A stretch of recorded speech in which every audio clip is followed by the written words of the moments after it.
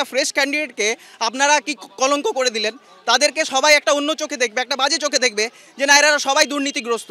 সেই জিনিসটা, এই প্রশ্নটা তো চলে আসছে। আজকে যদি আমরা এই প্যানেল ক্যান্সেলটাকে মেনে নিই তাহলে আমাদের ওপর তো একটা প্রশ্ন চিহ্ন চলে আসছে যে না আমরাও হয়তো টাকা দিয়ে ঢুকেছি।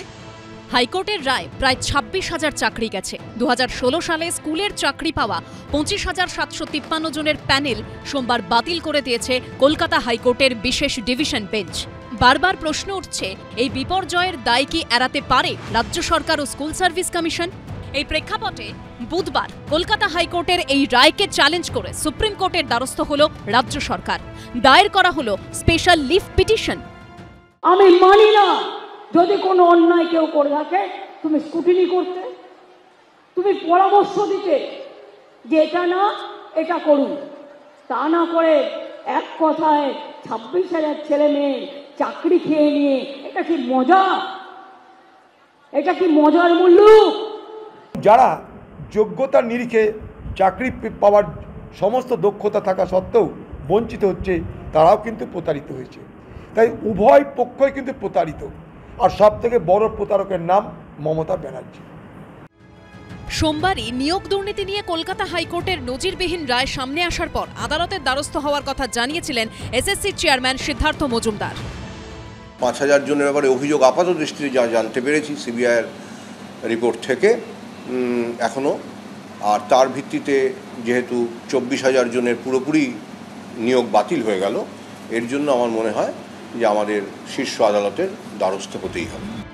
সেই মতো বুধবার রাজ্য সরকারের পাশাপাশি সর্বোচ্চ আদালতের দ্বারস্থ হল স্কুল সার্ভিস কমিশনও। এদিন মামলা দায়ের করেছে মধ্যশিক্ষা পর্ষদও। এসএসসি সূত্রে দাবি, সিবিআই এবং তাদের কাছে থাকা তথ্য মিলিয়ে একটি পরিসংখ্যান আদালতে জমা দেওয়া হয়েছিল। তারপরও কেন সম্পূর্ণ প্যানেল বাতিল করল কলকাতা হাইকোর্ট? এই প্রশ্ন তুলেই সুপ্রিম কোর্টের দ্বারস্থ হয়েছেন তাঁরা। এই সমস্ত কিছু দরকারই ছিল না। যদি অনিয়ম বেনিয়ম দুর্নীতি না করতো তাহলে ছেলে মেয়েগুলো আজকে পথে বসতো না। এর সম্পূর্ণ দায় সরকারের এবং সরকারের মুখ্যমন্ত্রী। রাজ্য সরকার ও স্কুল সার্ভিস কমিশন সুপ্রিম কোর্টের দ্বারস্থ হচ্ছে, তখন চাকরিহারাদের একাংশ, আইনজীবীদের একাংশ ও বিরোধীরা বলছেন রাজ্য সরকার ও এসএসসির জন্যই তো আজ যোগ্যদের এই পরিণতি। নিজেদের দোষ ঢাকতে ও কলকাতা হাইকোর্টের উপর দোষ চাপাতেই কি সুপ্রিম কোর্টের দ্বারস্থ হচ্ছেন তারা? কমিশন যদি চাইতো কারা অযোগ্য তাদের নাম দিয়ে আমাদের যোগ্য প্রার্থীদেরকে চাকরি বহাল রাখতে পারতো। কমিশন চাইছে যোগ্য অযোগ্য মিলেমিশে একটা জগাখিচুড়ি করতে। কমিশন তথ্য না দিয়ে বিশাল বড় অপরাধ করেছে। 2016 সালে যাঁরা চাকরি পেয়েছিলেন সোমবার তাদের সকলেরই নিয়োগ বাতিল করেছে কলকাতা হাইকোর্ট। এখানেই প্রশ্ন উঠতে শুরু করেছে, সবার চাকরি বাতিল মানেই কি তাঁরা অযোগ্য? তাঁদের সবাই কি টাকার বিনিময়ে চাকরি কিনেছেন? কিন্তু তেমনটা আদতে মোটেও নয়। তাহলে পড়াশোনা করে খেটে ন্যায্যভাবে চাকরি পাওয়া যোগ্যদের কি হবে? প্রশ্ন উঠতে শুরু করেছে, হাইকোর্টের নির্দেশে চাকরিহারাদের কি নতুন করে পরীক্ষা দিতে হবে, নাকি পুরনো ওয়েমার পুনর্মূল্যায়ন করে যোগ্যদের চাকরি দেওয়া হবে? আমি প্রাইমারি করতাম, আরও অন্য স্যারেরা হাই স্কুলে চাকরি করতেন, তা তিনারা আবার এই এসএলএসটি দিয়ে এখানে চাকরি করছেন দীর্ঘদিন এই ধরে। এরপরে যদি এই সার্ভিস চলে যায়, নতুন করে পে প্রোটেকশন পাওয়া বা স্যালারি ডাউন হওয়া, এই সমস্ত ব্যাপারগুলোর মধ্যে আমরা ইনভলভ হতে চাই না। আমরা চাই যে আমাদেরকে প্রমাণ করুক আমরা অযোগ্য, এটা প্রমাণ করুক, যার সংখ্যাটা আমাদের 90%। আইনজীবীদের একাংশ বলছেন, আদালত নির্দেশ দিলেও এসএসসি কেন এতদিনেও আদালতে অযোগ্যদের নাম জানায়নি? আগে থেকে অযোগ্যদের নাম জানালে তো এই পরিস্থিতি হতো না, প্রশ্নের মুখে পড়তে হতো না যোগ্যদের। সুপ্রিম কোর্টে যাচ্ছেন, রাজ্য সরকার জনগণের পয়সা নিয়ে দিল্লি ঘুরে আসবেন, তাতে কি করা যাবে? রাজ্য সরকারকে তার নিজস্ব গরিব ছেলেদের মানে তো পয়সা খরচা করতে হচ্ছে না, আমার আপনার পকেটের টাকা কেটে দিল্লি বেরিয়ে আসবেন ওরা। রাজ্য বা এসএসসি বা অন্য কোনো এগ্রিড পার্টি তারা নিশ্চিতভাবেই সুপ্রিম কোর্টে যেতে পারেন, এই নিয়ে আমার কোনো বক্তব্য নেই। কিন্তু যে রায়টি হয়েছে এখনো পর্যন্ত, যেহেতু সেই রায় কোনো চেয়ে নেই, যেহেতু সেই রায়টি অপারেশনাল, ফলে সেই রায় এখনো পর্যন্ত বলবৎ। এবং রাজ্য বা এসএসসি যে কথা বলছেন, যে এসএসসি যে ঠিক কথা বলছেন না, সেই রায়েই উল্লেখ আছে। এসএসসি কে বলা হয়েছিল যে তারা একেবারে পূর্ণাঙ্গ তালিকা দিচ্ছে, এসএসসি বারবার সেই পূর্ণাঙ্গ তালিকা দিতে ব্যর্থ হয়েছে।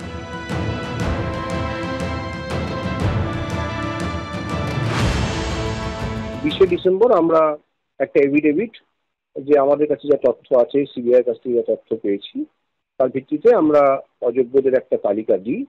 পরবর্তীকালে আমরা খুব তাড়াতাড়ি, যেহেতু একদিনের মধ্যে দিয়েছিলাম, আমার মনে হলো যে আরেকটু সম্পূর্ণ করে আরেকটু ব্যাখ্যা করে দিলে ভালো হয়। এই জন্য 5ই জানুয়ারি আমরা আরেকটা তালিকা দিই।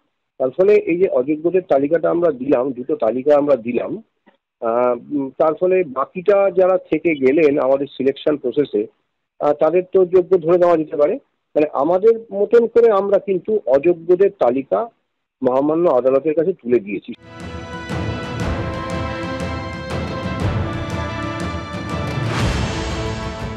তৃণমূল সরকার তো ঘুষ নেওয়া ক্যান্ডিডেটদের বাঁচাতে চাইছে, কিন্তু তার আগে এখানে যদি পরিষ্কারভাবে তদন্তকারী সংস্থাকে এবং কোর্টকে বলে দেয় যে এরা ভাই এই অযোগ্য লিস্ট, এটা কোনো না কোনো ভাবে এরা অর্থ দিয়েছিল তাই এদের চাকরি দেওয়া হয়েছে, কথাটা বললেই তো হয়, তাহলে যোগ্যতার সঙ্গে যারা পেয়েছে সেই লিস্টটা আলাদা হয়ে যায়। যোগ্যদের চাকরি অটুট থাকুক, বহাল থাকুক, তাহলে সেটা মান্যতা পেত।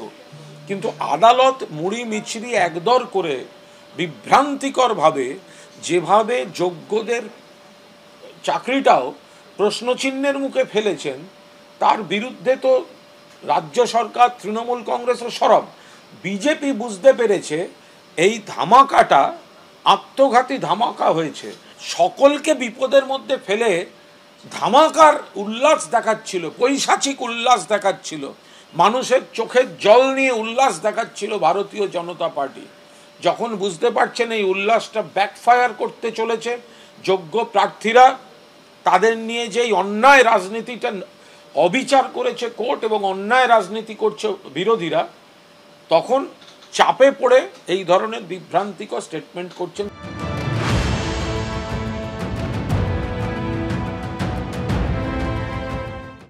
এই জাজমেন্ট সত্যিই কিছুটা অস্বস্তিদায়ক এবং তারা চিন্তিত, যারা কোনো পাপ না করে অন্যায় না রাস্তায় হেঁটে যারা 8 বছর চাকরি করেছে তাদের যদি বেতন রিটার্ন দিতে হয়, এটা সত্যিই অস্বস্তিকর। হাইকোর্টের রায়ের ব্যাখ্যা করে মামলাকারী আইনজীবীদের একটা বড় অংশ বলছেন 25,753 জনের চাকরি বাতিল বা 2016 সালের এসএসসির পুরো প্যানেলই বাতিল করা নয়, পুরনো ওয়েমারগুলো বাতিল করে দেওয়া হয়েছে। ফলে নতুন করে নিয়োগ প্রক্রিয়া শুরু করতে হবে এসএসসিকে, অর্থাৎ নতুন করে পরীক্ষা নেওয়া হবে, নতুন করে ইন্টারভিউ হবে, তার ভিত্তিতে প্যানেল হবে, সেখান থেকেই দেওয়া হবে চাকরি। এই পরিস্থিতিতে যারা যোগ্যতা ও মেধার ভিত্তিতে চাকরি পেয়েছিলেন, যারা রাতারাতি চাকরিহারা হয়ে পড়েছেন, তাদের স্পষ্ট বক্তব্য, যারা টাকা দিয়ে চাকরি কিনেছে, যারা পড়ুয়াদের ভবিষ্যৎ নিয়ে ছিনিমিনি খেলেছে, তাদের চাকরি যাক, তা নিয়ে কিচ্ছু বলার নেই। এসএসসি কিংবা রাজ্য সরকারের যে এই পরিস্থিতির জন্য দায়ী, তাদের সকলের বিরুদ্ধেও ব্যবস্থা নেওয়া হোক। কিন্তু যারা খেটে পড়াশোনা করে চাকরি পেয়েছে, তাদের জীবন কেন তছনছ করে দেওয়া হবে? এই পরিস্থিতিতে শহীদ মিনারে সই সংগ্রহে নেমেছেন চাকরিহারারা। এদের জীবনে কালবৈশাখী, চোখের জল আর উৎকণ্ঠায় এখন যেন সম্বল এই মানুষগুলো। 2016 প্রথম এসএলএসটির সমস্ত শিক্ষক এবং শিক্ষাকর্মী নিয়োগ বাতিল করেছে কলকাতা হাইকোর্ট। আমরা রয়েছি শহীদ মিনারে। যে মানুষগুলোকে দেখা যাচ্ছে, দুদিন আগেও তারা মাধ্যমিক এবং উচ্চ মাধ্যমিক স্কুলে শিক্ষকতা করেছেন। হাজার হাজার সেই শিক্ষক আজকে চাকরি বাতিলের পর শহীদ মিনারে হাজির হয়েছেন। তারা প্রশ্ন তুলছেন, তাদের দোষ কি? তারা যোগ্যতার নিরিখে চাকরি পেয়েছেন, তাই যোগ্যতার নিরিখে চাকরি পাওয়ার পরও তারা দাবি করছেন তাদের চাকরি বাতিল হলো কেন? তাদের দোষ কি? সেই প্রশ্ন নিয়েই সুপ্রিম কোর্টে যাওয়ার সিদ্ধান্ত নিচ্ছেন এই চাকরি হারানো শিক্ষকরা। হাইকোর্টের বিশেষ বেঞ্চ 2016 এসএসসির 25,753 জনের প্যানেল বাতিল করার পর এই শিক্ষক শিক্ষিকাদের জীবনটাই বদলে গেছে। নিজের ক্লাসরুম, ব্ল্যাকবোর্ড, চক ডাস্টারের চেনা জীবনটা হঠাৎ করে বদলে আজ তারা কার্যত রাস্তায় এসে দাঁড়িয়েছেন। যেমনটা হয়েছে সল্টলেকের বাসিন্দা অঙ্কিতা ঘোষের সঙ্গে। রাজাবাজার সায়েন্স কলেজ থেকে শারীরবিদ্যায় স্নাতক হওয়ার পর বিএড করেছেন। 5 বছরের বেশি সময় ধরে বসিরহাটের একটি স্কুলে জীবন বিজ্ঞানের শিক্ষকতা করার পর আজ চাকরি হারিয়ে চোখে জল অঙ্কিতার। আমরা তো যোগ্য, যারা যোগ্য তাদের আজকে কেন রাস্তায় বসতে হবে? দিনের পর দিন আমরা এই হ্যারাসমেন্ট, আমাদের বারবার যতবার বলেছে ভেরিফিকেশন, আমাদের চাকরির আগে ভেরিফিকেশন হয়েছে, এর আগে কোনো এসএসসিতে চাকরি পাওয়ার পরে পুলিশ ভেরিফিকেশন, মেডিকেল সমস্ত হয়েছে, সমস্ত কিছু, এবং তারপরেও বারংবার আমাদের ডিআই অফিসে কাগজপত্র জমা দিতে হয়েছে, আমরা দিয়ে গেছি কন্টিনিউ, তারপরেও আমাদের এই হ্যারাসমেন্ট কেন সহ্য করতে হবে? আজকে অনেকের ঘরে এরকম আছে তারা সিঙ্গেল আর্নিং মেম্বার, তাদের ক্ষেত্রে যদি বেতন বন্ধ হয়ে যায়, অনেকে এরকম আছে যারা, আমি নিজে একটা ভালো প্রাইভেট ফার্মে ছিলাম, যেহেতু সরকারি চাকরির সিকিউরিটি বেশি তাহলে সেই জন্য আমি এসেছি। তাহলে আমার দোষটা কোথায় এখানে? এই যারা এত এই মাঠে গোটা রয়েছে জড়ো, তাদের দোষটা কোথায় এখানে? দেখুন, দুর্নীতির মাসুল দিতে হলো 25,753 জন পরীক্ষার্থীকে, যার মধ্যে একটা বড় অংশই যোগ্য প্রার্থী। প্রাতিষ্ঠানিক দুর্নীতির জন্য, সরকারি চুরির জন্য আর চোখের জল ফেলতে হচ্ছে তাদের। প্রথম ইন্টারপ্রিটেশন যেটা প্রবাবল ইন্টারপ্রিটেশন জাজমেন্টের ওই স্পেসিফিক প্যারাগ্রাফ পড়ে যে নতুন সিলেকশন প্রসেস হবে, নতুন বিজ্ঞপ্তি বেরোবে, ওই বিজ্ঞপ্তির সময় যাদের বয়স মানে রেঞ্জের মধ্যে থাকবে, জেনারেল 40 বা রিজার্ভেশন যারা 45 সেই রিজার্ভেশনে থাকবে, যাদের আলাদা এলিজিবিলিটি থাকবে, একমাত্র তারাই বসতে পারবে। এই 8 বছরে যদি কারোর বয়সের সময় টাইম পেরিয়ে যায় তাহলে সে বসতে পারবে না, একটা অংশ যাবে, এবং তাকে নতুন করে লিখিত পরীক্ষায় বসতে হবে, তার একাডেমিক ইভ্যালুয়েশন হবে, পার্সোনালিটি টেস্ট হবে, তারপর মেধার ভিত্তিতে মেরিট লিস্ট এবং চাকরি, এটা হতে পারে। এবং যেই প্যারাগ্রাফ অনুযায়ী এটা কিন্তু খুব প্রবাবল একটা ইন্টারপ্রিটেশন। যেহেতু ওয়েমারগুলো অ্যাভেলেবেল আছে, যোগ্য অনেক ক্যান্ডিডেট আছে, 19,000 বা 20,000 বা 18,000 যাই হোক, তাদের কথা ভেবে যেহেতু তারা এতদিন চাকরি করেছে, আজকে তাদের তো কোনো সত্যি তাদের তো কোনো দোষ নেই, আজকে তারা সাফার করছে কিন্তু পুরোপুরি আজকে এসএসসি আর সরকারের এই দুর্নীতির জন্য। এদের কথা ভেবে যেই ওয়েমার্কশিটটা অ্যাভেলেবেল আছে, সিবিআই বলছে আমরা পুরো ওয়েমার্কশিটটা অ্যাভেলেবেল পেয়েছি, আমরা রিট্রিভ করেছি, তার ওপর মূল্যায়ন করে যারা যোগ্য তাদেরকে রেখে বাকিদেরকে বাদ দিয়ে যোগ্যদের নিয়ে ইন্টারভিউ করা হোক, এটাও কিন্তু একটা হতে পারে। দরকার হলে এটার ক্ল্যারিফিকেশনও চাওয়া হতে পারে। এখানে দুর্নীতিটা যখন হচ্ছিল, যখন ওই পেঁয়াজের খোসার মতো ছাড়িয়ে ছাড়িয়ে মাননীয় বিচারপতিরা কলকাতা হাইকোর্ট আমাদের সামনে আনছিলেন, তখন আমরা কি যথেষ্ট সতর্ক হয়েছি? আমরা যদি আজ থেকে 3, 4 অথবা 2014 অনওয়ার্ডস প্রাথমিকে নিয়োগ দুর্নীতি থেকে শুরু হয়েছিল এই তথ্যের সামনে আসা হাইকোর্টের ভূমিকা, সেখানে যদি সতর্ক হতাম তাহলে এই প্রত্যেকটা নিয়োগ দুর্নীতির ক্ষেত্রে আজকে এই অনিশ্চয়তা, এই যারা চাকরি পেয়েছে তারা চাকরি পেয়েও রাতের ঘুম চলে যাওয়া, এই জায়গায় হতো না। তৃণমূলের বহু আমার ভাই বন্ধুরা আছেন যারা তখন দেখেছেন আমাদের মুভমেন্টটা কি, এবং আমাকে বলেন সমিতদা আপনি ঠিক বলছেন, কেন ওনাদের কথাটা পার্টি শোনে না। যে যখন আমরা দেখলাম 9 মাসের মাথা থেকেই পার্কস্ট্রিটের ঘটনা, সেখানে ওই মহিলার দুশ্চরিত্র কারা বলল? যারা আমাদের সাথে আন্দোলনে ছিল। এরকম কামদুনি ঘটনা কারা দেখলাম?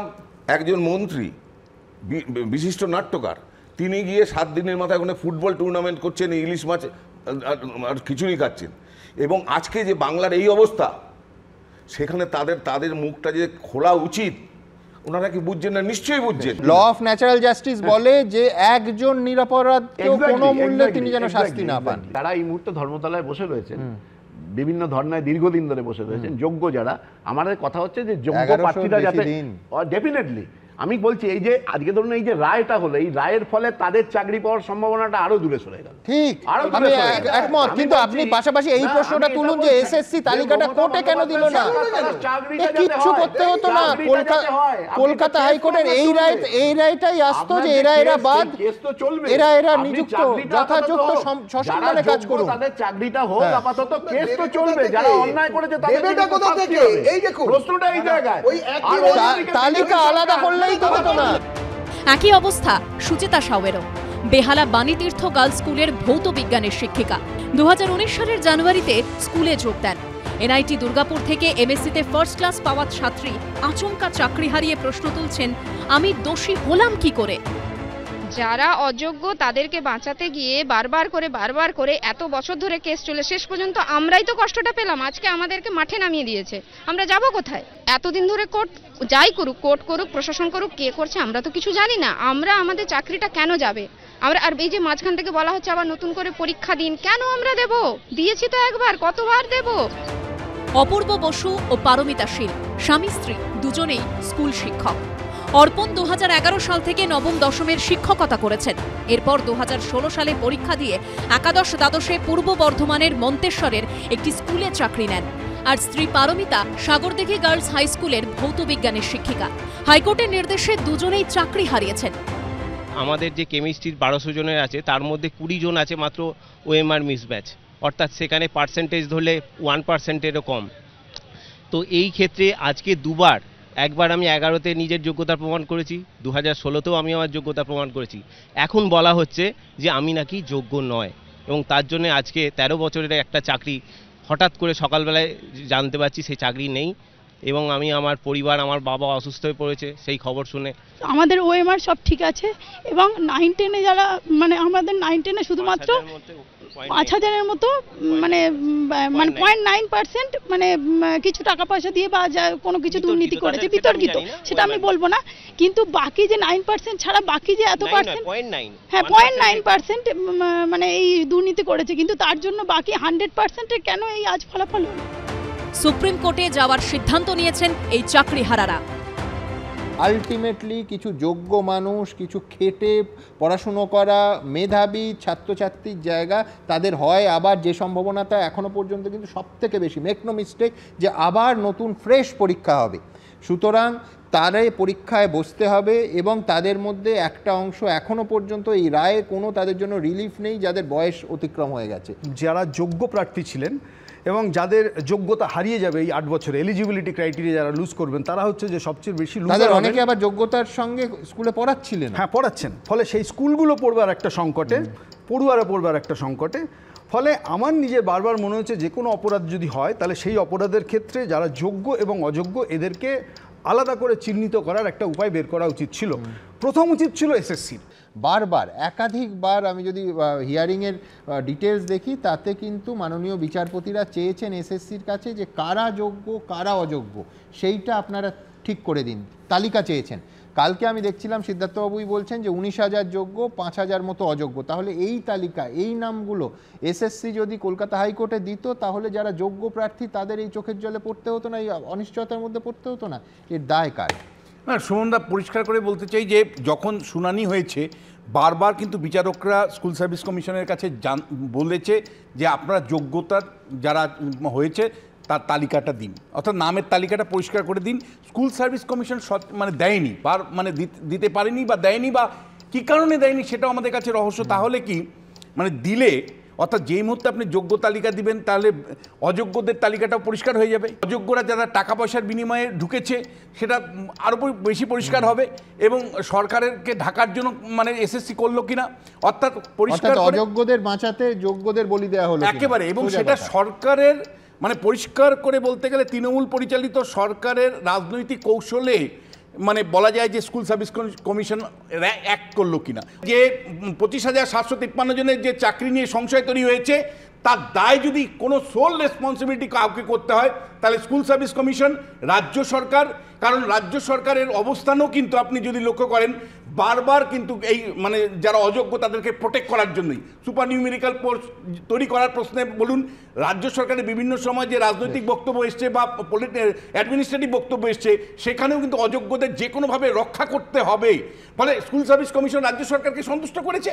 তার বিনিময়ে যেটা ঘটেছে যে এতগুলো মানুষের যারা যোগ্য ছিল, সত্যিই যোগ্য ছিল, আজকে তাদের চোখের জল পড়ছে। একদম এই যাদের সার্বিকভাবে প্রায় 26,000 ছেলে মেয়েকে চোখের জল ফেলতে হচ্ছে, তার জন্য দায়টা কার? উত্তরণের উপায়টাই বাকি। যে জায়গাটা আমার সবচেয়ে অদ্ভুত লাগছে সেটা হচ্ছে বয়সসীমা যাদের সেই সময় ছিল, আজকে যদি তারা ঠিকভাবে পরীক্ষা দিয়ে চাকরি পেয়ে থাকেন, তাদের চাকরি যদি চলে যায় এবং এর থেকে কোনো উপায় থাকে না, এর থেকে দুর্ভাগ্যের কিছু হবে না। তৃণমূল কংগ্রেস নেতৃত্ব যাদের বুদ্ধি আছে, যারা জানেন নাম্বার সিস্টেমে কিভাবে গুনতে হয়, তারা আপনাদের দলের মধ্যে কথা বলুন। আপনারা বলুন যে আপনারা রাজ্য সরকারে আছেন, আপনারা এই জায়গা থেকে বেরিয়ে আসুন। আপনারা বেরিয়ে এসে আপনাদের দলটার মধ্যে থেকে, এই রাজ্য সরকারের মধ্যে থেকে এই সমস্যার সমাধান করুন। এটাকে গুলিয়ে দেবেন না সুপ্রিম কোর্টে গাদা গাদা রাজ্যের টাকা খরচ করে, এবং আবার কংগ্রেসের লোকরাই উকিল হয়ে সেখানে গিয়ে আবার তৃণমূলের হয়ে কেস লড়বেন। এই যে ইন্ডিয়া জোট, এই সব করবেন না। আপনারা দয়া করে সমস্যাটার সমাধান করুন, আর বুদ্ধিজীবীরা বিজ্ঞাপন থেকে মুখ সরান। আপনারা বলুন আপনাদের সঠিক বক্তব্যটা। এই অযোগ্যদেরকে মানে বাঁচানোর জন্য মমতা বন্দ্যোপাধ্যায় তো এই যোগ্যদেরকে ঢাল করেছে, শিকন্ডি করেছে। মমতা বন্দ্যোপাধ্যায় কি পারতেন না?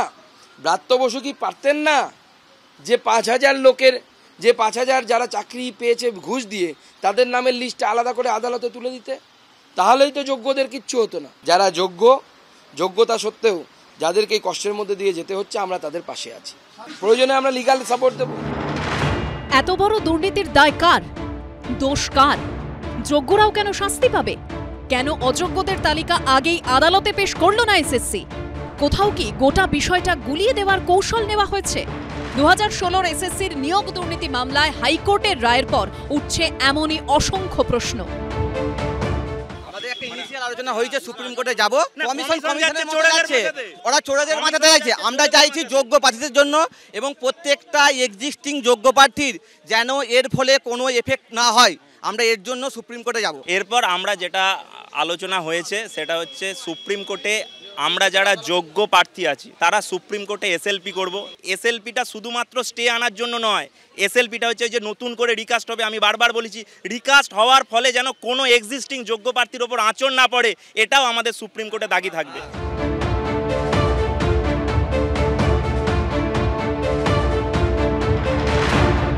যারা পরীক্ষা দিয়ে চাকরি পেয়েছেন তারা কিচ্ছু হতো না, চাকরিও বাতিল হতো না। কিন্তু মমতা বন্দ্যোপাধ্যায় কি চালাকি করলেন, উনি রাজনীতি করলেন। উনি এই 5,000 জন যাদের কাছ থেকে ওনার নেতারা পয়সা নিয়ে চাকরি দিয়েছে তাদেরকে বাঁচানোর জন্য বাকি 25,000-এর মধ্যে 20,000-কে ঢাল করলেন যারা যোগ্য। দেখো তোমাদেরও চাকরি চলে যাচ্ছে। এর জন্য দায়ী হচ্ছে মমতা বন্দ্যোপাধ্যায়, কারণ কোর্ট বলেছিল আপনারা আটা আর ভুসি আলাদা করে। আটা মানে হচ্ছে কারা চাকরি দিয়ে এই পরীক্ষা দিয়ে চাকরি পেয়েছেন, কারা সত্যিকারের যোগ্য, প্রচুর মানুষ আছে ওর মধ্যে সত্যিকারের যোগ্য। আর ভুসি হচ্ছে তারা সেই 5,000 মাত্র যারা তৃণমূল কংগ্রেসের নেতাদেরকে টাকা দিয়ে চাকরি পেয়েছে। এসএসসি এই মামলাটা বিচারাধীন এই অর্থে যে স্কুল সার্ভিস কমিশন বলেছে যে আমরা এটা নিয়ে সুপ্রিম কোর্টে যাব। সুকান্ত মজুমদারকে বলুন একটু ফোকাস থেকে তার বালুরঘাটটা দেখতে, কিংবা ওনার নেতা বলেছে না বেলুঘাট কিংবা ওই বালুঘাট, এই যেটা সেটাকে দেখতে বলুন। এই সেকেন্ড ফেজেতে কিন্তু বর্তমান সভাপতি কিন্তু প্রচন্ড প্রেসারে আছেন, সেটা দেখে নিতে হবে। যারা পয়সা নিচ্ছে তাদেরকেও জেলে যেতে হবে। আর গন্ডগোলের জন্য, এই ভুলের জন্য বা অন্যায়ের জন্য যারা বঞ্চিত হচ্ছেন তাদের প্রতি ন্যায় হওয়া উচিত। যারা পরীক্ষা দিয়ে যোগ্যতার সঙ্গে চাকরি পাননি, টাকা দিয়ে চাকরি হয়ে গেছে, তাদের আবার মেম্বারশিপ নিয়ে এসে রিভিউ করে যোগ্য লোককে চাকরি দেওয়া উচিত। তা নাহলে কী হবে, আমাদের শিক্ষা ব্যবস্থা, আমাদের সরকারি ব্যবস্থার প্রতি মানুষের বিশ্বাস চলে যাবে। সরকার, পর্ষদ, কমিশন যতটা না চোরেদের হয়ে ব্যস্ত, তার কিছু শতাংশ যোগ্য চাকরি প্রার্থীদের হয়ে আবেদন করেনি। আমাদের এখনো দৃঢ় বিশ্বাস এই কমিশন, এই সরকার, এই পর্ষদ স্টিল নাও অযোগ্য যারা চাকরি প্রার্থীদের তাদের মাথার ওপর ছাতাটা ধরে আছে, যার ফলেই আজকে আমাদের এই অবস্থা। আর কাল দিনে যদি আমি সেই প্যানেলে না পাই তাহলে তো আমাদের উপর একটা প্রশ্ন রয়েই যাচ্ছে যে না আমরা দুর্নীতি হয়ে পেয়েছি, আমরা দুর্নীতি করে পড়েছি। আমাদের সব কিছু চেক করা হোক, আমাদের ওএমআর শিট থেকে নিয়ে পড়ে সব কিছু চেক করা হোক, তারপরে বিচার করা হোক। এখানে আমাদেরকে অযোগ্য বলে তুলনা করা হচ্ছে। রবিবার অবধিও তাঁরা ছিলেন পেশায় শিক্ষক, কিন্তু সোমবার হাইকোর্টের ঐতিহাসিক রায়ের পর থেকে এখন তার শুরুতে জুটেছে বেকার তকমা।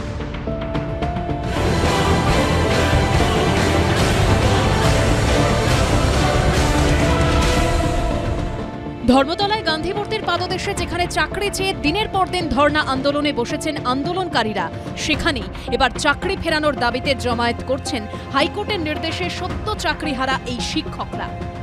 যেখানে দেখতে পাচ্ছি যে প্রচুর শিক্ষক যাদের গত 2-1 দিন আগেও যারা স্কুলে গেছেন এবং হাইকোর্টের নির্দেশে যাদের চাকরি বাতিল হয়ে গেছে তারা জড়ো হয়েছেন। একটা গাণিতিক নিয়মে তো যদি 100 জনের মধ্যে 49 জন 30 জন অযোগ্য থাকে তাহলে 70 জন যোগ্য, এটা তো গাণিতিক উপায়ে প্রমাণ হয়ে যায়।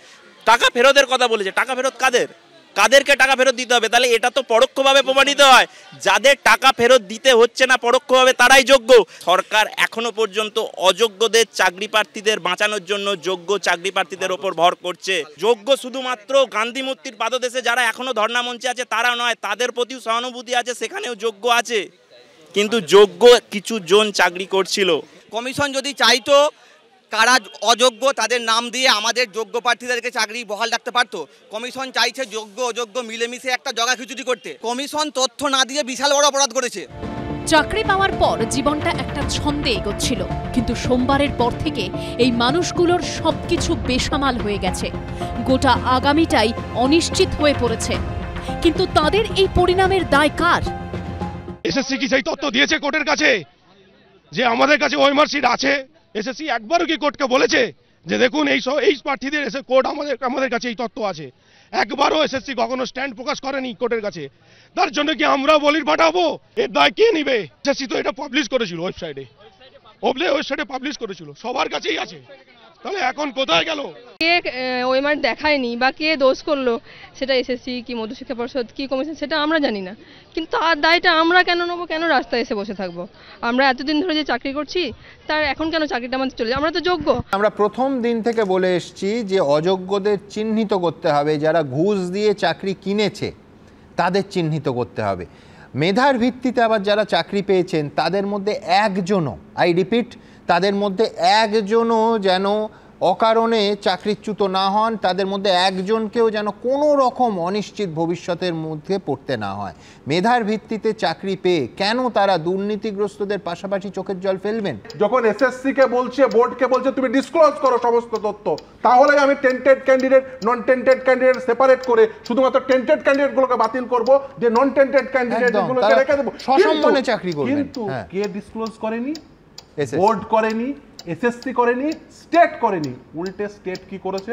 স্টেট এই যে অযোগ্য চাকরি প্রাপক তাদের চাকরি বাঁচানোর জন্য ক্যাবিনেট ডিসিশন নিয়েছে যে সুপার নিউমেরিক পোস্ট তৈরি করব। আপনার কাছে নিশ্চিতভাবে সেই সুপার নিউমেরিক পোস্ট তৈরি সেই ক্যাবিনেট মেমোরেন্ডামটি আছে। ক্যাবিনেট মেমোরেন্ডাম খুলে দেখুন কি বলেছে। ক্যাবিনেট মেমোরেন্ডাম বলছে যে গোটা রাজ্য জুড়ে ইলিগাল অ্যাপয়েন্টমেন্ট হয়েছে, তার কগনিজেন্স নিল।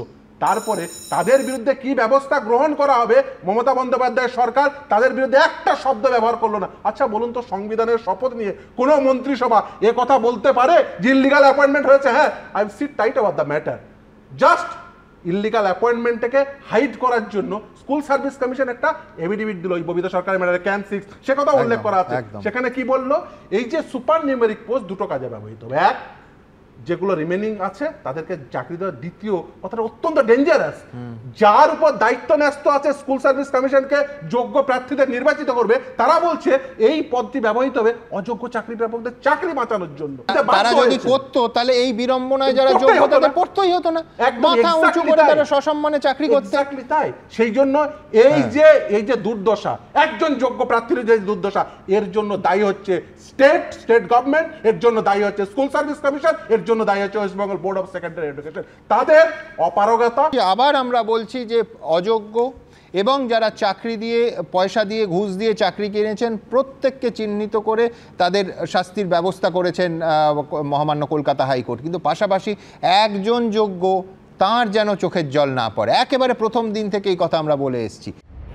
এসএসসির বিরুদ্ধে ক্ষোভ প্রকাশের পাশাপাশি আক্ষেপও ঝরে পড়ছে চাকরিহারাদের গলায়। একটা গাণিতিক নিয়মে তো যদি 100 জনের মধ্যে 49 জন 30 জন অযোগ্য থাকে, তাহলে 70 জন যোগ্য। এটা তো গাণিতিক উপায়ে প্রমাণ হয়ে যায়।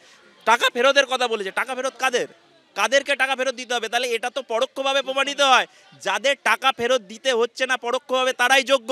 একটা কোনো জিনিসে যদি কোনো নোংরা জিনিস আছে, সেই নোংরাটাকে না ফেলে পুরো বস্তাটাকে ফেলে দেওয়া, এটা তো পুরোপুরি অন্যায় হচ্ছে। একটা ফ্রেশ ক্যান্ডিডেটকে আপনারা কি কলঙ্ক করে দিলেন, তাদেরকে সবাই একটা অন্য চোখে দেখবে, একটা বাজে চোখে দেখবে। সিবিআই যে লিস্টটা দিয়েছে, সিবিআই যে টোটাল যে ব্ল্যাঙ্ক ওএমআর, র্যাঙ্ক জাম্পিং তথা মেয়াদ উত্তীর্ণ, হ্যাঁ ওএমআর ম্যানিপুলেশন যা লিস্ট দিয়েছে, সেই লিস্টে যারা মানে দুর্নীতি করে চাকরি পেয়েছিল তাদেরকে সরিয়ে সেই জায়গায় যারা রাস্তায় রয়েছে তাদেরকে ঢোকা। কিন্তু আমরা যারা যোগ্য, বাকি যারা যোগ্য আছি, তাদের জন্য চাকরি কোনো যেন ডিসকন্টিনিউশন না হয়। এর দায় তো হচ্ছে রাজ্য সরকার। এসএসসি কেন সত্য কথাটা বললো না যে এরা যোগ্য? এই যোগ্য যারা চাকরি, যারা যোগ্যতায় পেয়েছে, তাদেরকে বিপদের মুখে ফেলার দায় রাজ্য সরকারের। সঠিকভাবে দিক যে কাদের কাছে ঘুষ না নিয়ে চাকরি দিয়েছে, এই সোজা সাপটা কথাটা, ঘুষ না নিয়ে কাদেরকে চাকরি দিয়েছে সেটা বাবা পরিষ্কার বলে দিক, আমার এখানকার বাংলার যুবক যুবতীরা রেহাই পায়। সব থেকে বড় যদি কেউ অপরাধী হয়ে থাকে এই চাকরির দুর্নীতি কাণ্ডে, সে আর কেউ নয়, সে খোদ বাংলার মুখ্যমন্ত্রী মমতা ব্যানার্জি। নৈতিক কারণে তার অপরাধ স্বীকার করা উচিত।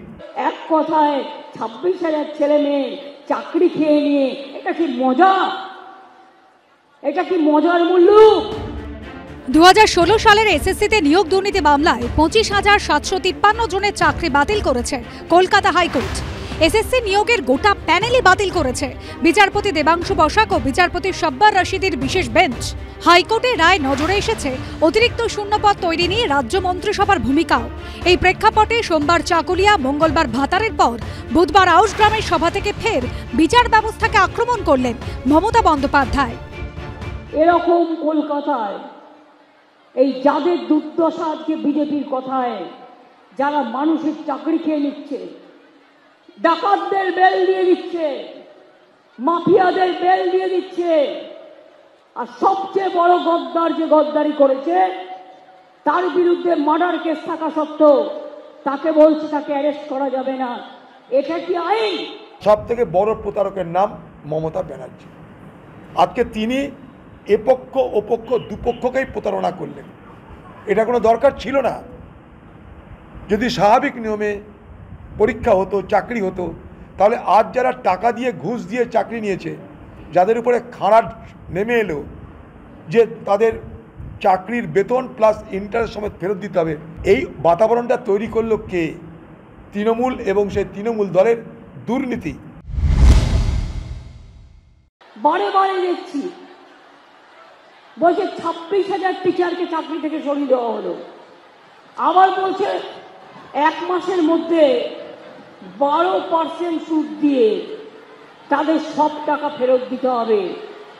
যদি বিজেপির নেতাদের বলি, যারা এইসব করছো, এইসব কেস করে শিক্ষক শিক্ষিকার চাকরি খাচ্ছ, সরকারি কর্মচারীর চাকরি খাচ্ছ, বেকার ছাত্র যুবকের চাকরি খাচ্ছ, তাদের যদি বলা হয় যারা কালির কলমে এই দাগ কাটছ, আজ যদি সারা জীবন সরকারি চাকরি করার পর আপনি যে টাকা পেয়েছেন সেই টাকা যদি আপনাকে ফেরত দিতে বলা হয়, পারবেন দিতে?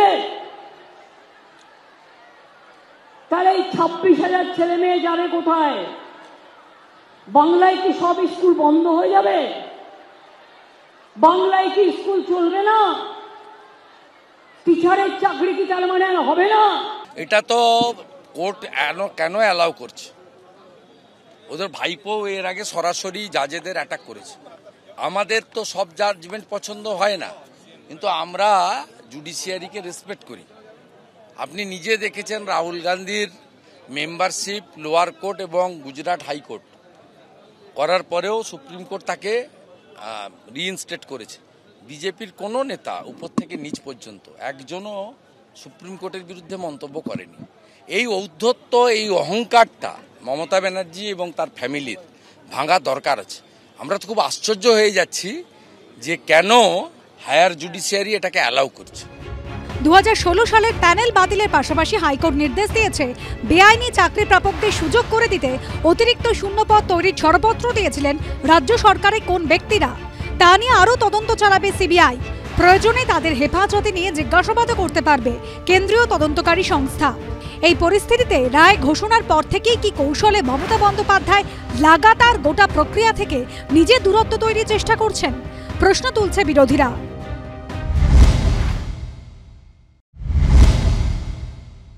সবটা কি আমি করি না? এডুকেশন ডিপার্টমেন্ট আলাদা ডিপার্টমেন্ট আছে, এসএসসি আলাদা আছে, প্রাইমারি এড বোর্ড আলাদা আছে, মাধ্যমিক বোর্ড আলাদা আছে, কলেজ কমিশন আলাদা আছে, এগুলো তারা দেখেন।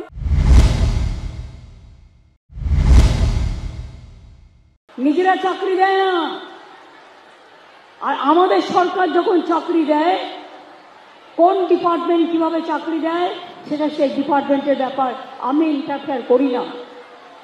আমি বলছি যে তাদের বলা হচ্ছে যে আপনার মাইনে যদি ফেরত দিতে বলা হয় তাহলে আপনি কি বলবেন? আমি বলছি যে সরকারি কোষাগার থেকে বিচারপতিদের অর্থ, সেটা প্রায় সরকার অর্থ দিচ্ছে, কেন উল্টো দিকে রায় যাচ্ছে, প্রায় এই ধরনের একটা মনোভাব পোষণ করা হচ্ছে। এ কোথায় যাচ্ছে আমরা? এই আবার সেই এনএইচআরসি রিপোর্ট, এই রাজ্যের শাসকের আইন চলে, আইনের শাসন নয়, সেটা আবার প্রমাণিত। সরকারের 3টে অর্গান, এক্সিকিউটিভ, লেজিসলেচার, জুডিশিয়ারি, তিনটে সেপারেট, কিন্তু কেউ কারোর বস নয়।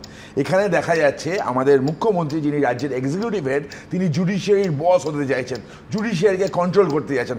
ভারতবর্ষে এখনও পর্যন্ত, বিশেষ করে পশ্চিমবঙ্গে যদি আমি বলি, কোনো ঝামেলা হলে না আমরা বলি কোর্টে দেখা হবে, মানে কোর্টের প্রতি আস্থা, সেই আস্থাটাকে ভাঙার চেষ্টা করছে। প্রথম না তো, কোনো সময় কোর্টে বিচারপতি ঘরে তালা দিয়ে, বিচারপতি বাড়িতে পোস্টার দিয়ে, বিচার ব্যবস্থার নামে উল্টোপাল্টা কথা বলে। প্রথম বলছেন কি উনি, আগেও বলেছেন টাকা দিয়ে হাইকোর্টের রায় কেনা যায়।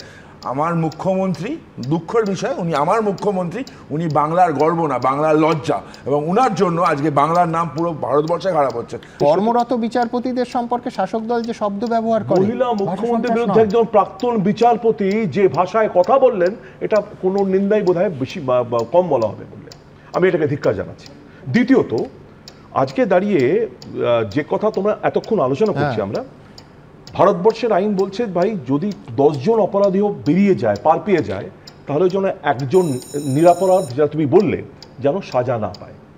আজকে দাঁড়িয়ে ভারতবর্ষে না, এটা হচ্ছে spirit of justice, spirit of justice, okay, spirit of পৃথিবীতে। তো আজকে দাঁড়িয়ে এই যে 19,000 বা 25,000 যেটাই হোক, আজকে যারা সম্মিলন হলো, যাদের সংসার বিপর্যয় হলো, যারা আজকে প্রায় নিরাশ্রয় হয়ে পড়লেন, তাদের জন্য কি এটা ভাবা যেত না? অ্যাটলিস্ট মুখ্যমন্ত্রীর এই আপনার এই কথাটা বলা উচিত না। সবাই জানে মুখ্যমন্ত্রীর শব্দচয়ন কি।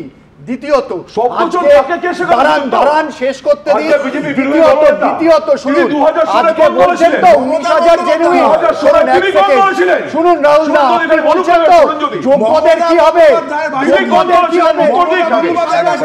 চাকরি বলছেন 19,000 ভাষাটি, সেই 19,000-এর লিস্ট বা 5,000 যেটা অযোগ্য, এসএসসি কে কোন কি আটকে ছিল? এসএসসি কে দাঁড়ান, এসএসসি কে কি আটকে ছিল কোর্টে এতদিন হয়েছে সেই হিসাব দেওয়া।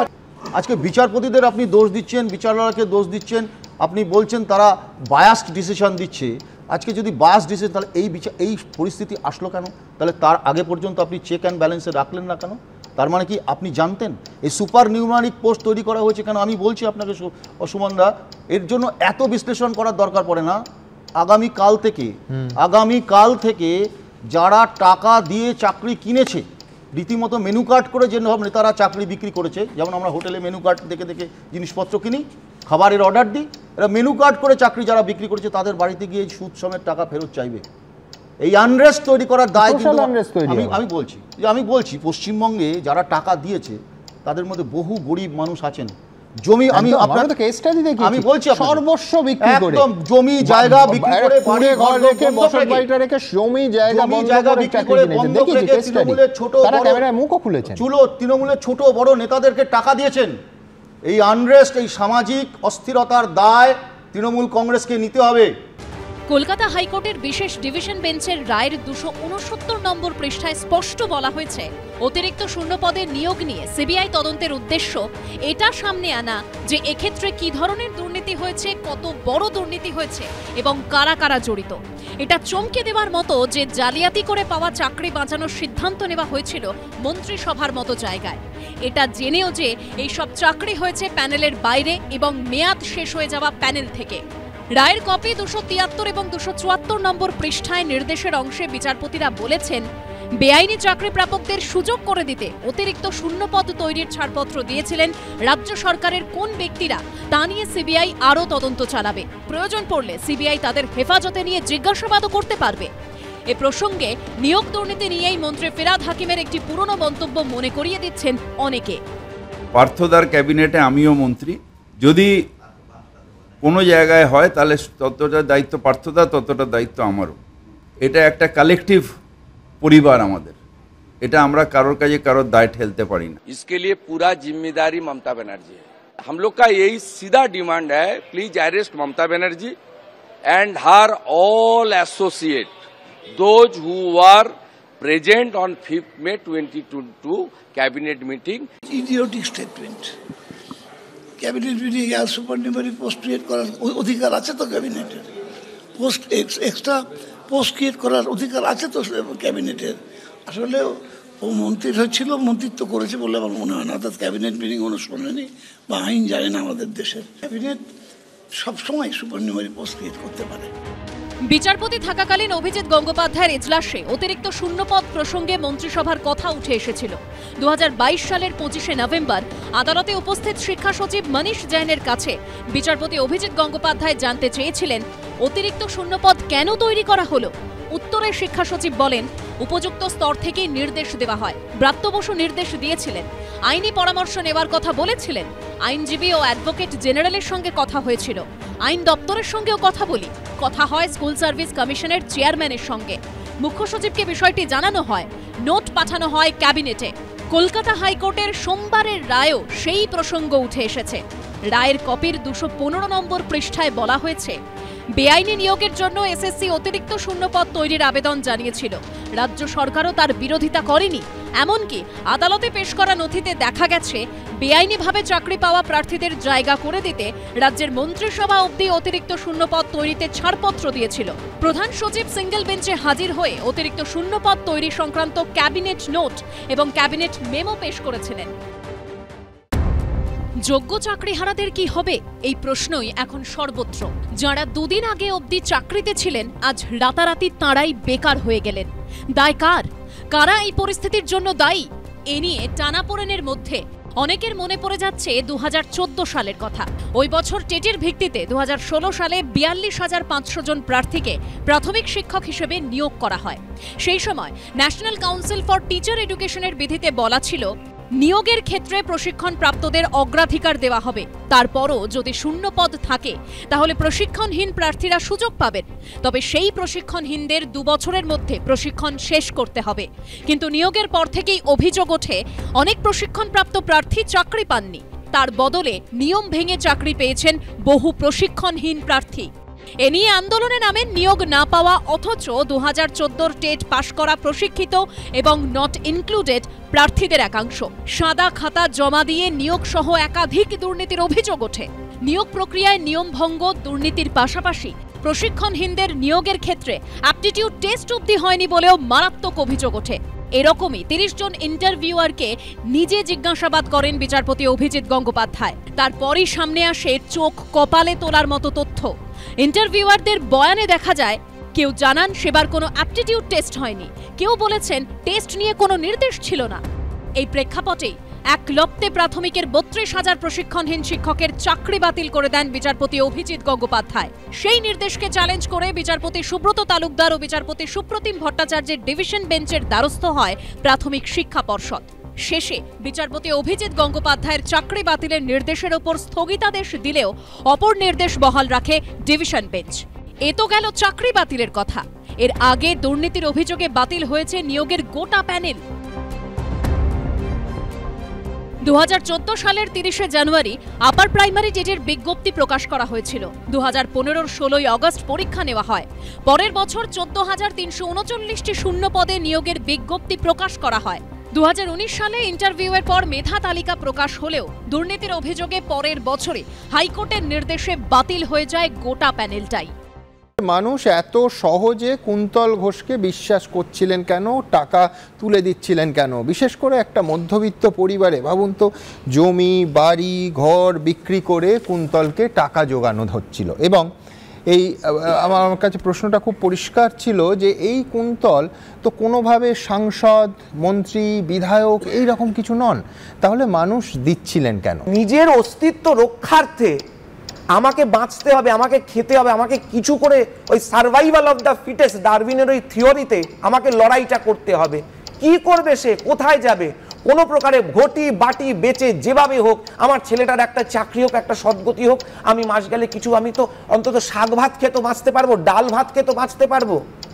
সেই তাগিদে এখন মানুষকে করতে হয়েছে।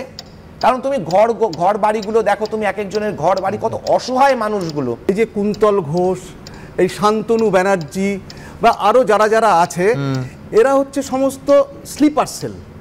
এরা স্লিপার সেল মানে আমি বলতে চাইছি এরা হচ্ছে প্যাডলার, মানে শিক্ষা আপনি বলছেন হ্যাঁ, মানে কালেক্টর, যেরকম অনেক সময় থানায় একটা চলতি টার্ম ছিল আমাদের ছোটবেলায়, ডাকবাবু, এরকম কেস। এরা হচ্ছে ডাকবাবু এবং সেলার। হ্যাঁ, এরা হচ্ছে সেলার এবং মেন কিংপিন যেটা, সেই কিংপিনের কাছে কিছুতেই এই ইনভেস্টিগেটিং এজেন্সিকে পৌঁছে যেতে দেবে না।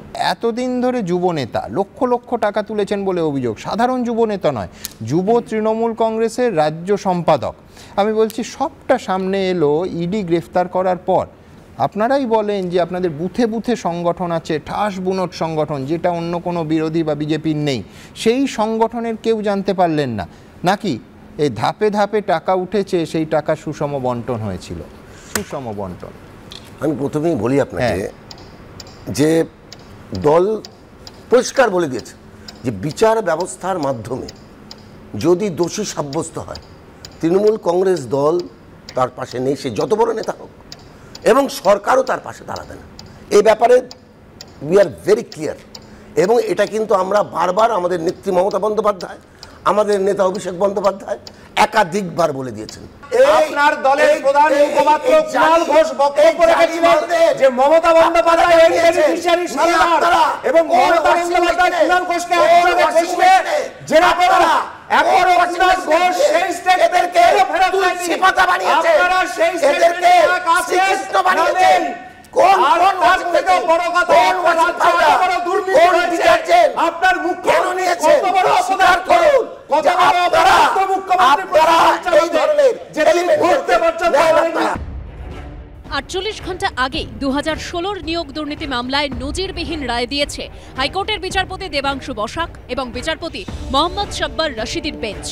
বাতিল করে দেওয়া হয়েছে গোটা নিয়োগ প্রক্রিয়াটাই, যার জেরে এক লপ্তে চাকরি গিয়েছে 25,753 জনের। লোকসভা ভোটের মধ্যে জানিয়ে উত্তপ্ত রাজ্য রাজনীতি। এই পরিস্থিতিতে এবার আতশ কাঁচের তলায় 2017 সালের প্রাথমিক শিক্ষক নিয়োগের টেট। 2017 সালের প্রাথমিকে টেটের প্রশ্নভুল মামলায় অস্বস্তি বাড়ল রাজ্য সরকারের। বিশ্বভারতী বিশ্ববিদ্যালয়ের উপাচার্যের গঠন করা বিশেষ কমিটিকে প্রশ্নপত্র পরীক্ষা করে দেখার নির্দেশ দিলেন বিচারপতি রাজাশেখর মান্থা।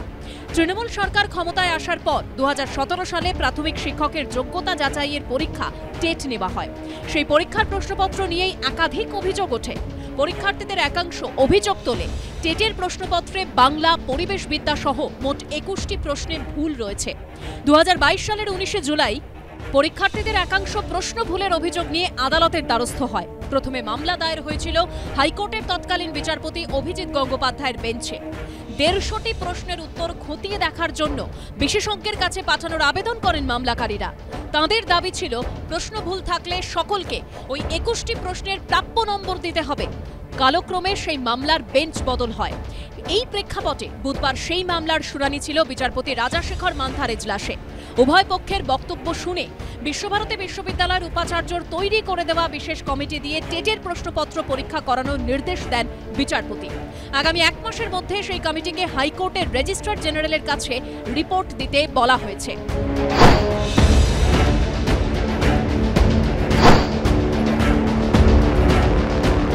শিক্ষামন্ত্রী তো এখানে ঘুরে বেড়াচ্ছে, এসে বড় বড় কথা বলছে।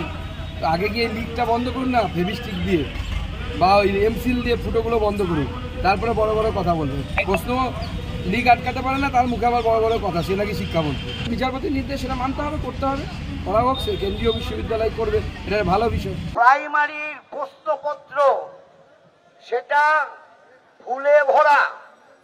এই সরকারটা একটা অজ্ঞ সরকার। এই সরকার যেমন চালাতে জানে না, ঠিক সেরকম বিভিন্ন বিভাগ দপ্তর তা চালানোর ক্ষেত্রেও নাকাম।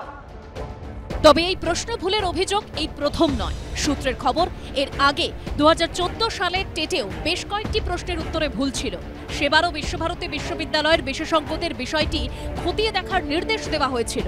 তারপর সেই কমিটির রিপোর্টের ভিত্তিতে পরীক্ষার্থীদের নম্বর দেওয়ার নির্দেশ দেয় আদালত। এমনকি 2022-এর টেটেও প্রশ্নপত্রে ভুলের অভিযোগ তোলেন পরীক্ষার্থীদের একাংশ। জুন মাসের শুরুতে ফের এই মামলার শুনানি হওয়ার সম্ভাবনা রয়েছে। ছিল সাদা খাতা, সেটা রাতারাতি গুচ্ছ গুচ্ছ নম্বরে পরিণত হলো কিভাবে? আমি রাজ্যের প্রাক্তন আইজি পঙ্কজ দত্তের কাছে যাব। পঙ্কজ দা, স্বয়ং বিচারপতি সিবিআইয়ের এই প্রাথমিক রিপোর্টের প্রশংসা করেছেন, যেখানে বলা হচ্ছে যে নবম দশম, একাদশ দ্বাদশ, গ্রুপ সি, গ্রুপ ডি সব কিছুতে নম্বরের পরিবর্তন করা হয়েছে 1, 2, কয়েকটা সাদা খাতা এই মুহূর্তে স্ক্রিনে দর্শকরা যেরকম দেখতে পাচ্ছেন, একটাতেও উত্তর নেই, এমনকি যে পরীক্ষার্থী বসে কলম ছুঁয়েছে এইরকম প্রমাণ নেই। কয়েকটাতে 5টা কিংবা 6টা প্রশ্নের উত্তর দেওয়া আছে, যার ফলে কেউ 0, কেউ 1, 2 বা 3 পেয়েছেন। আর কার্যত দেখা যাচ্ছে যে সেই পরীক্ষার্থীর নম্বর যখন সার্ভার অবধি কলকাতা অবধি এসে পৌঁছচ্ছে পঙ্কজদা, তখন 50, 51, 52, 53। অর্থাৎ এই ব্যাপারে একেবারে স্পষ্ট যে সরকারি চাকরির পরীক্ষায় সরকারি প্রতিষ্ঠানের শীর্ষ কর্তারা চূড়ান্ত জালিয়াতি করেছে। অরিজিনাল ওএমআর শিট এবং সার্ভারে যে উদ্ধার নাম্বার দেখাই গেল যে বিপুল কারুর 0, তার বেড়ে 53 হয়েছে, এই রকমের উদাহরণ আছে। আমি বলছি সরকারের পার্থদা, খুব স্পেসিফিক্যালি আপনার কাছে আমার প্রশ্ন যে সরকারের তো উচিত এদের বরখাস্ত করা। এই যারা ঘুষ দিয়ে চুরি করে বেআইনিভাবে চাকরি পেল, আমাদের ছেলে মেয়েদের পড়ানোর চাকরি, এবং তারা আমাদের মতো আমার আপনার মতো ট্যাক্স পেয়ারের টাকায় পড়িয়ে যাচ্ছে, আমি বলছি কোর্টের বিচার তো পরের কথা, আগে তো এদের আইডেন্টিফাই করে বরখাস্ত করা তো সরকারের কাছে যে কোনো সাধারণ মানুষের দাবি থাকবে। তার কারণ এই বেআইনিভাবে যারা ঢুকেছে তারা তো অ্যাকচুয়ালি আমাদের বাচ্চাদের ভবিষ্যৎ নষ্ট করছে। কিন্তু যেহেতু বিষয়টা টোটালটাই কোর্টের বিচারাধীন, অতএব কোর্টকেই এটা সিদ্ধান্ত নিয়ে জানাতে হবে। কারণ যেহেতু যদি এটা কোর্টের আন্ডারে না থাকতো, তাহলে এটা রাজ্য সরকারের দায়িত্ব থাকতো যারা এরকম ভাবে দুর্নীতি করে ঢুকেছে তাদের বরখাস্ত করা। কিন্তু যেহেতু এর আগে কোর্ট কাকে চাকরি থেকে সরিয়ে দেওয়া হবে সেই রায় দিয়েছে, কাকে চাকরি দিতে হবে সেই রায় দিয়েছে, অতএব রাজ্য সরকারও অপেক্ষা করে আছে কবে কোর্ট বলে দেবে যে এদের ক্ষেত্রে আমরা দেখেছি 2 রকমের ব্যাপার আছে। অতএব রাজ্য সরকারকে এটা বলা হচ্ছে যে এদের বরখাস্ত করা হোক। রাজ্য সরকার নিশ্চিতভাবে আমি বলছি পার্থদা এটা অভিমানের মতো শোনাচ্ছে যে কোর্ট আগে বলেছে। আমি বলছি রাজ্য সরকার বরঞ্চ এই ঘোষণা করা হয়েছিল যে কারুর চাকরি যাবে না, তা কেন? যারা বেআইনিভাবে ঘুষ দিয়ে ঢুকেছে তাদের বরখাস্ত করা উচিত। তো যেটা হাইকোর্ট এর আগে বরখাস্ত যাকে করেছে পরশোধিকারীর মেয়ে, রাজ্য সরকার তার পাশে গিয়ে দাঁড়ায়নি। ওনারা যেটা মুখে বলেন সেটা কোনোটাই করেন না, আর যেটা করেন সেটা সিবিআই আর ইডির সামনে ছাড়া কারোর কাছে বলেন না। প্রশ্নটা হচ্ছে এই ঘুষ দেওয়া ছেলেমেয়েগুলো, আমরা এদের সমর্থন করি না, কিন্তু এটাও ঠিক কেউ কেউ চাকরির প্রয়োজনে হয়তো মায়ের গয়না বেচে বাবার পিএফের টাকা কিংবা বাড়ির জমি বিক্রি করেছে। এবার সরকার ওদের নিশ্চয়ই নির্দেশ দেবে যে এই টাকাগুলোও তোমাদের ফেরত দিতে হবে। তখন এদের কাছে দেওয়ার মতন কিডনি ছাড়া আর কিছুই থাকবে না। তখন এর দায়ে এই পার্থ দ্বারা জানে যদি এদের তাড়িয়ে দেয় এরা বাড়ি ঘেরাও করবে।